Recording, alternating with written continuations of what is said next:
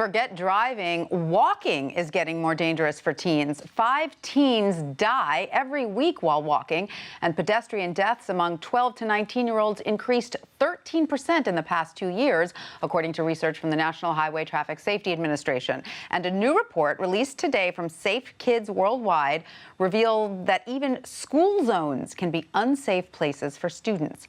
Safe Kids Worldwide President and CEO Carr joins us now to discuss. Welcome, Kate. Thanks for being with us. Thanks for having me on today. So, Kate, how much of this has to do with teens walking while distracted by phones and texts? Our data does not give exact correlation between the fatality or the serious injury and distraction.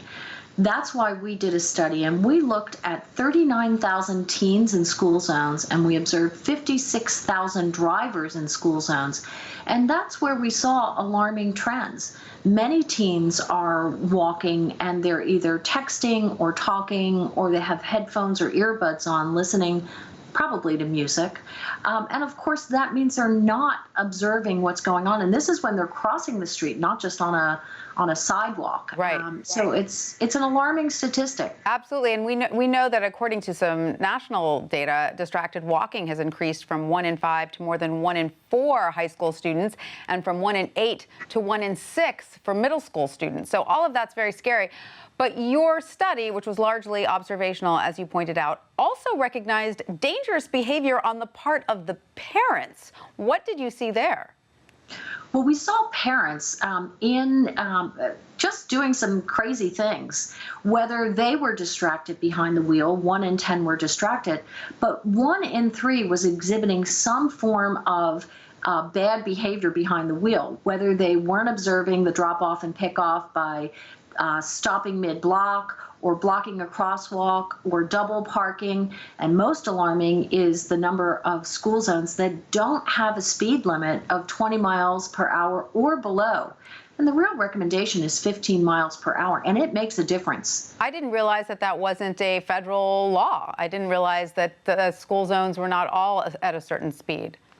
No, they're not. And it's the same thing that happens at our state laws, and our local jurisdictions have the ability to set speed limits. And we see cities like New York that drop the speed limit down to 25 miles per hour throughout the city as part of Vision Zero. And that's a good thing. And it's actually resulted in fewer fatalities. Right. We're calling on many, all communities to really take action. And it doesn't take a law. So tell us about some of the changes you are proposing. Well, we would like to see, parents, students, anyone who's an activist, to take a look and identify those high-risk areas and make sure there are crosswalks, crossing guards, speed limits, traffic lights where needed. We want to make sure that parents and kids are having conversations about dangerous walking behavior and particularly distraction. And then finally, if there is a speed limit, we want to see it enforced. And if there's a drop-off and pick-up policy, and all schools should have one, we want to make sure that that's enforced. We learned that many schools have a policy, but not all of them enforce it. All right, I was worried about my kids getting their driver's license. Now I'm just worried about them walking down the sidewalk. All right, Carr, thank you so much for that. Thank you.